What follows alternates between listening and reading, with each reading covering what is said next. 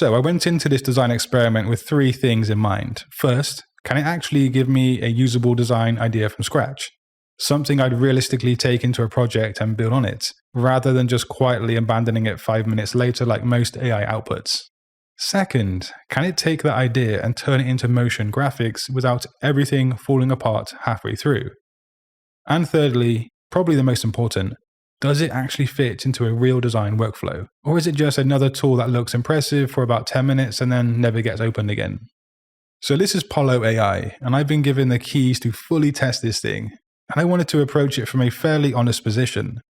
The idea behind it is simple. Normally, you're jumping between different tools to generate images, animate something, tweak design solutions, and piece everything together.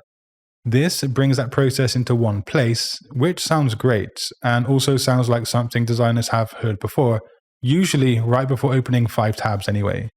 And here you can see that there are many options to generate imagery and also video, but we also have access to a huge library of models that's built directly into Pollo. Now, is this going to prove to be helpful for my experiment as a designer here? Well, let's find out. So, I started with something really simple. The kind of thing you'd actually need on a real project. I just wanted to see what kind of direction it would give me and whether I'd actually feel any interest in pushing it further. And to be fair, the results are more structured than I expected. The compositions made sense, the hierarchy was there, and a few ideas came through that I probably wouldn't have landed on myself straight away. It does lean towards a slightly refined, almost pre-clean look at times, like it's trying to behave itself a bit too much. But underneath that, there are definitely usable ideas here, and you can take them, adjust them, and actually move forward instead of just starting again. But I wanted to take the same concept request and slap it into the AI agent I saw earlier, and that is to see if the outcome is different at all. And actually, this felt like I had a creative director working for me in some respects. And look how neat this table of results is in this AI system. And I will say that with Pollo, I found sometimes that rendering the outcomes did take a while, but often refreshing the page did speed things up. But let's take one of these designs, download it, and then tweak it in the new prompt just to see if we can get this concept any further. And this is where having a design knowledge, a design background takes AI slop or just AI generated designs and can turn it into something a bit better, something to work with. And as you can see, these are miles ahead of what we initially had. I specifically like the orange concept, and I think it's workable for sure. But how do I feel about the first test in this video for Pollo? So for concept generation, it's more than just passable actually. It's quite useful as long as you treat it like a starting point and not a finished answer. But then, I wanted to push things into motion, and this is usually where things start to break. But here, it held together better than I expected. However, the first attempt was not successful because it didn't understand the correct design I wanted to animate, which was the orange version actually. So I had to manually download the design, then upload it alongside the prompt. The transitions follow the form of the design, the movement feels connected, and you can move from a still idea into motion without resetting everything or building it from scratch. Which, if you've used a few of these tools before, it's not always guaranteed. And yes, it's not perfectly refined. You can still see where it needs tightening, but the core idea survives this process. And that's really what matters at this stage.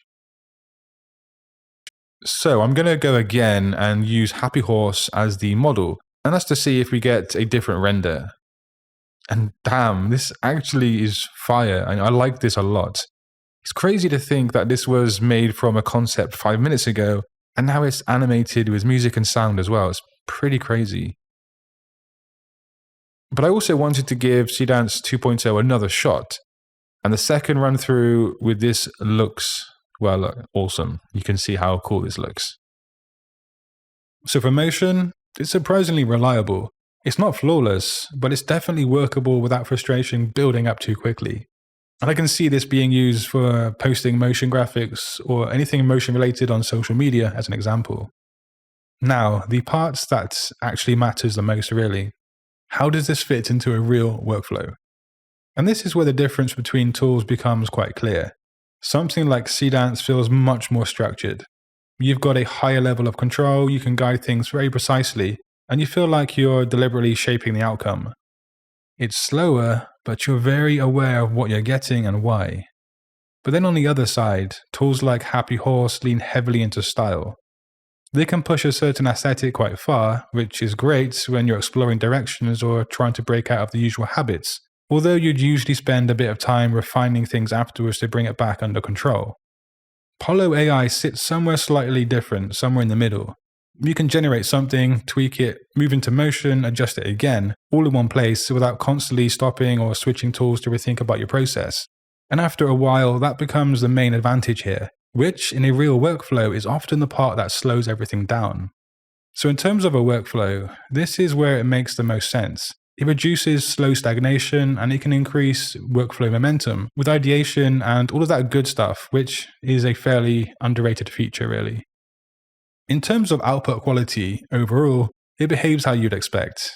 If you're vague, it gives you a fairly safe, quite controlled result. If you're more specific, it responds much better and starts to feel more aligned with what you're aiming for. You still need to guide it, of course, you still need to think, and you still need to refine things afterwards. Which, to be fair, is exactly how it should work anyway.